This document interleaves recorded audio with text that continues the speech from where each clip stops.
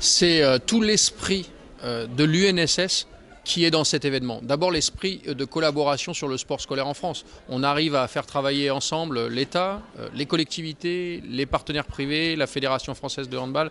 On est vraiment dans une collaboration franche et saine. Le deuxième sujet de l'état d'esprit, c'est l'aspect pédagogique.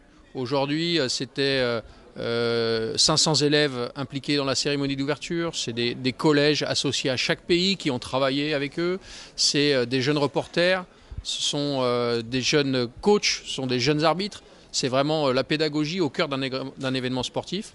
Et puis enfin l'esprit, c'est celui du partage d'une culture régionale ici, qu'on montre au plus grand nombre de pays, à toutes les délégations. Donc on voit dans cette soirée des nations par exemple, on vient partager son appartenance dans un bon esprit festif. Donc c'est vraiment tout l'esprit de l'UNSS qui est dans ce tournoi mondial de handball.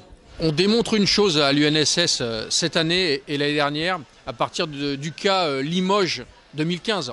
En basketball, nous avions rempli Beaublanc avec plus de 6500 personnes dans un gymnase, dans un grand palais. Aujourd'hui, il est probable que les finales à Rouen, au Kind Arena, ça sera plus de 5000 personnes qui viendront voir le sport scolaire. Donc on démontre qu'on peut remplir les salles à l'UNSS. On démontre aussi qu'au niveau communication, sur notre page, on commence à exploser. C'est 120 000 fans, ça monte tous les jours de plus de 2000.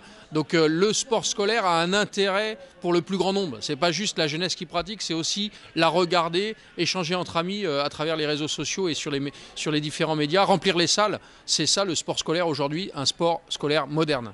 D'abord, c'est la satisfaction des équipes. On a 180 directeurs, on a 350 personnes qui travaillent pour l'UNSS. De voir chaque année des progrès, c'est quelque chose de remarquable. D'autant que cette année, en 2016, nous avons déjà 20 000 licences de plus qu'à la même date l'année dernière. Donc on continue clairement de progresser. Il y a plusieurs explications à ça. Au-delà de la dynamique, c'est l'accessibilité du prix. C'est 20 € en moyenne en France, c'est très accessible pour une rentrée scolaire. Il y a aussi eu le certificat médical qui a été supprimé. Donc c'est 20 € de moins pour les familles à payer en début de rentrée. C'est aussi une palette très ouverte de sport. Les jeunes aujourd'hui veulent changer de sport. Chez nous, tu peux faire du badminton, tu peux faire le cross au début d'année, tu peux aller sur le futsal, tu peux aussi aller sur d'autres sports un peu plus confinés. Et ça, les jeunes aujourd'hui, ils veulent ça. Ils ne veulent pas pendant 10 ans faire le même sport. Peut-être nous les anciens, ça nous pose des questions, mais en tout cas, la jeunesse, elle pratique comme ça. Et je crois que l'UNSS est très adaptée en fait aux attentes de la jeunesse.